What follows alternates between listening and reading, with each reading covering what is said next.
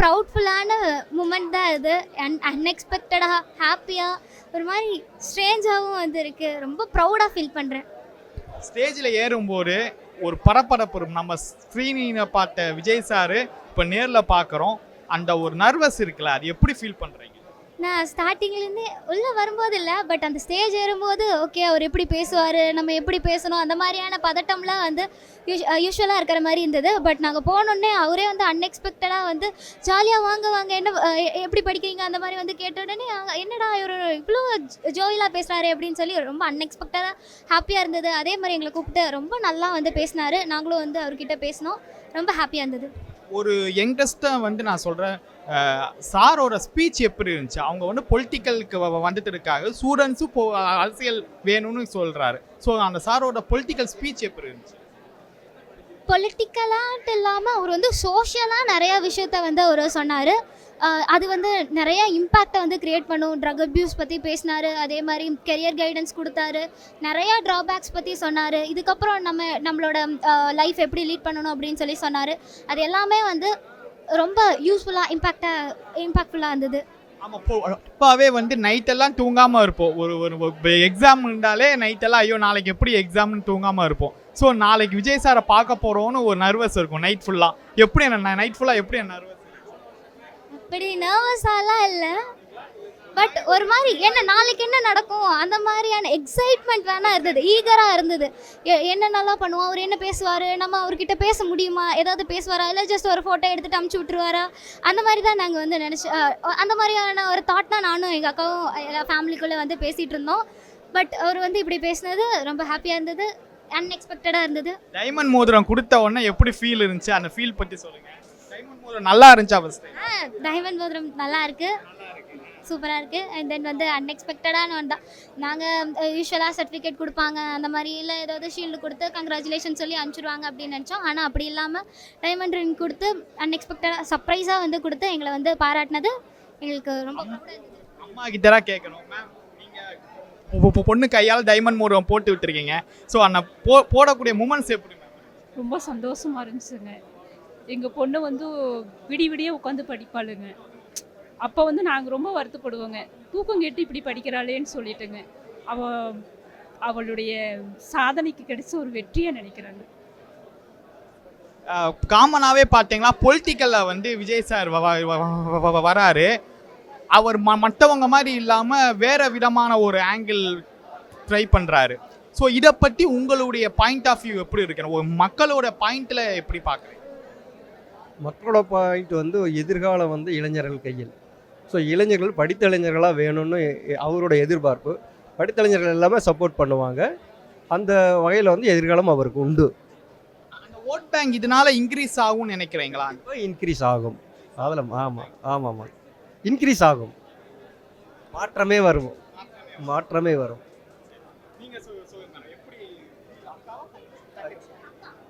நான் அக்கா, அவ தங்கச்சி. உண்மையிலேயே ரொம்ப ஹாப்பியாக இருந்துச்சு. ஆக்சுவலி நாங்கள் வர்றப்போ கூட இவ்வளோ ஜோயலாக இருப்பாருன்றதை எக்ஸ்பெக்ட் பண்ணலை.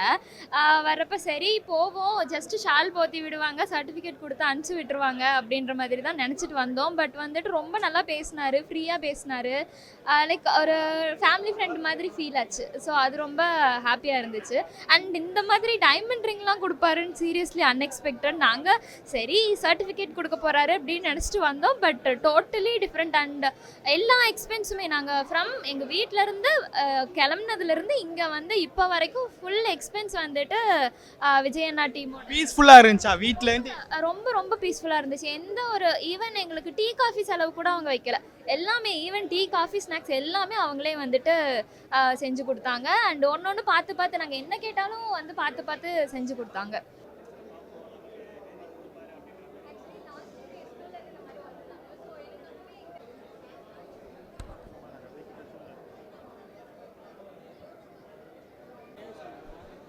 என் பேர் Doshitha Lakshmi. I have scored 590 out of 600 in 12th standard board exam.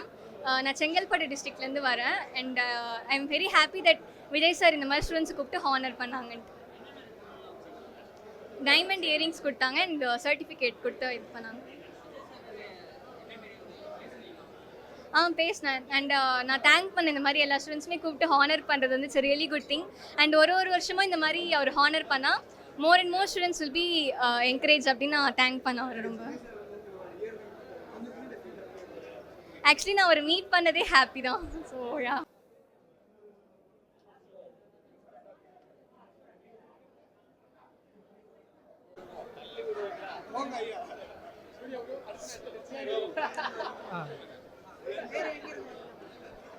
பெயர் சின்னதுரை, திருநெல்வேலி மாவட்டம் நான்குநேரி தாலுகா. விஜய் சார் பார்க்க வந்திருந்தேன்.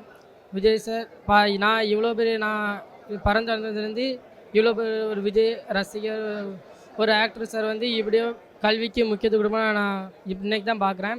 அவங்க அரசியல் இப்போ 2006 வராங்க. 2006 முதலமைச்சர் வர்றதுக்கு முன்னக்கூட்டியே இவ்வளோ கல்விக்கு முக்கியத்துவம் கொடுப்பாங்கன்னா 2006 முதலமைச்சர் ஆகிட்டாங்கன்னா இதோட ரொம்ப அதிகமாக முக்கியத்துவம் கொடுப்பாங்க நம்புகிறேன். வேறு சந்தோஷமாக இருந்துச்சுன்னா வேறு ஆல் தி பெஸ்ட்டு சொன்னாங்க.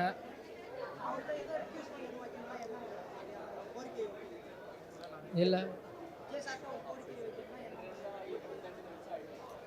இன்னும் அடுத்த நீங்கள் வந்துட்டிங்கன்னா இதோட அதிகமாக கல்விக்கு ரொம்ப முக்கியத்துவம் கொடுக்கணும்.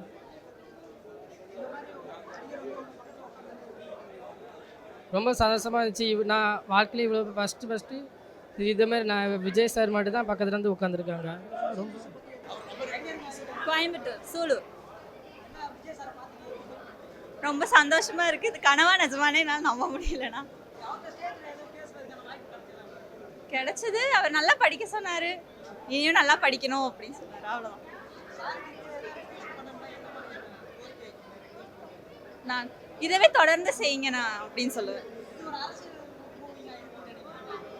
அப்படியெல்லாம் இல்லைண்ணா. அவர் போன வருஷத்துலேருந்தே செய்கிறாரு.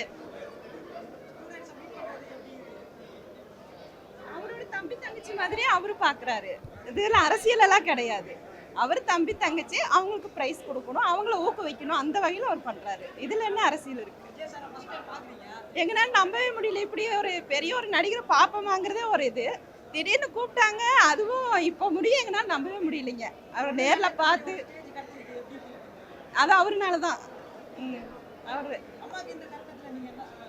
நான் இதே மாதிரி இனியும் நல்லா படித்தவங்களை ப்ரௌட் பண்ணுவேன். என் பொண்ணுனால நாங்கள் இவ்வளோ சென்னைக்கு வந்து விஜய் சாரை மீட் பண்ணுற அளவுக்கு இருக்குது. அதுக்கு அவருக்கும் தேங்க்ஸ் சொல்கிறோம், என் பொண்ணுக்கும் தேங்க்ஸ். என் பேர் சௌபர்ணிகா. நான் கோயம்புத்தூர்லேருந்து வரேன். 478 எடுத்தேன் 10th. ஃபஸ்ட்டு வந்து ரொம்ப நர்வஸாக இருந்துச்சு போகும்போது. அப்புறம் அவர் ஹாய் சொன்னதும் ரொம்ப பயமாக இருந்துச்சு. அதுக்கப்புறம் அவர் எப்பவும் போல தான் ஜாலியாக பேசினார். அப்புறம் நாங்களும் பேசிட்டோம். அப்புறம் ஹார்ட் வச்சு எடுக்கலாமா அப்படின்னு கேட்டேன். எடுக்கலான்னு சொன்னார். நான் இன்னும் 12th இதே மாதிரி இதை விட நல்ல மார்க் எடுத்து திருப்பி இங்கே வருவேன் அப்படின்னு சொன்னேன். ஐம் வெயிட்டிங் அப்படின்னு சொன்னார்.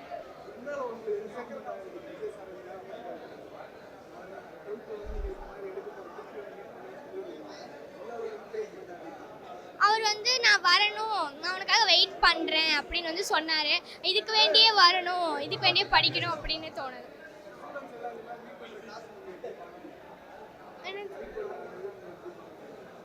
புரியல.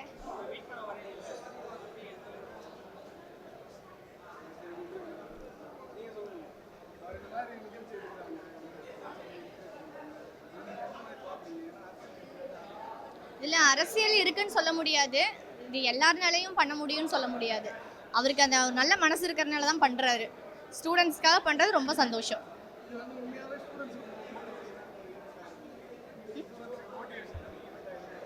இருக்கு, கண்டிப்பாக இருக்கு. கண்டிப்பாக சார். இது ஒரு பாப்பாவோட ட்ரீம் கூட. பாப்பா ட்ரீமில் சேர்ந்து எங்களுக்கு ரொம்ப ப்ரௌடு.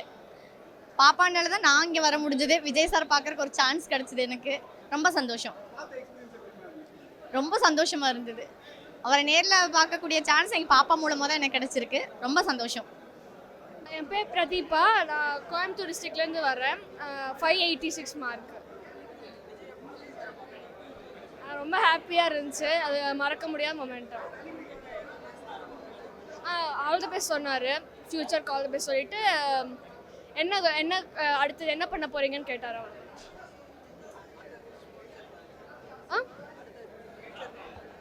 நான் கம்ப்யூட்டர் சயின்ஸ் இன்ஜினியரிங் எடுத்திருக்கேன். ANML.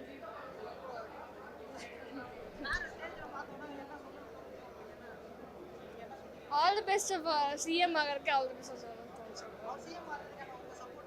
கண்டிப்பாக இருக்கும்.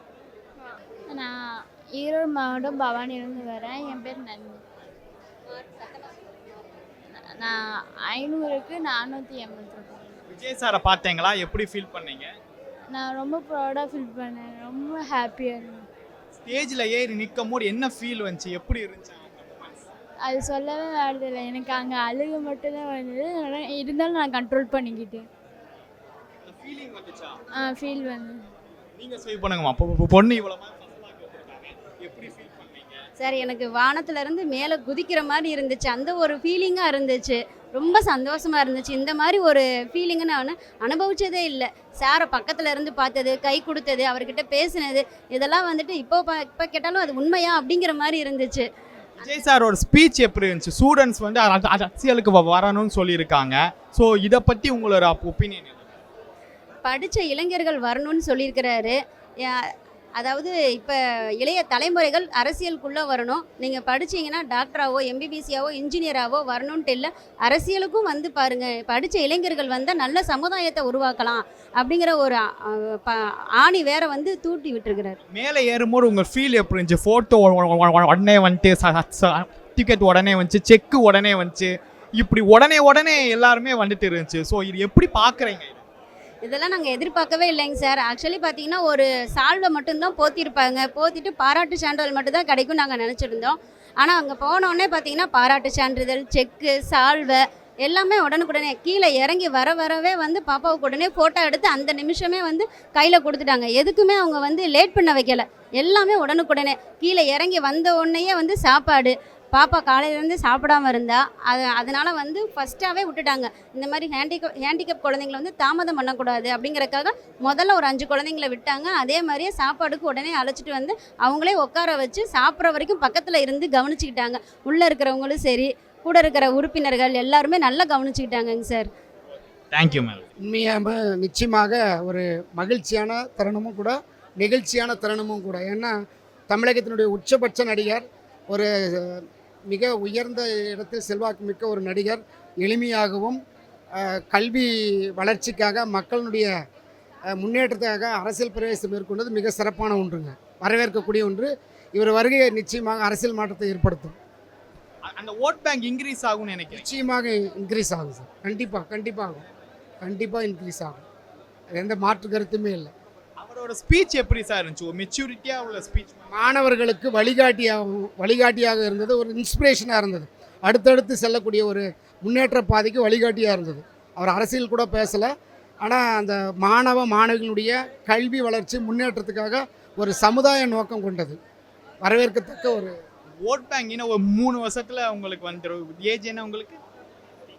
15. ஒரு 4 இயர்ஸில் ஓட் பேங்க் வந்துடும். ஆனால் ஓட் பேங்க் கிரியேட் ஆகும்போது விஜய்க்கு ஓட் போடுறா பிளான் இருக்கா? ஓட்டி போடும், கண்டிப்பாக ஓட்டு. என்ன ரீசனால் ஓட்டு போடுறோம்? மாணவர்கள் எல்லாருக்கும் ஹெல்ப் பண்ணுறாரு, உதவி தகவல், இந்த ரீசனே போதும்.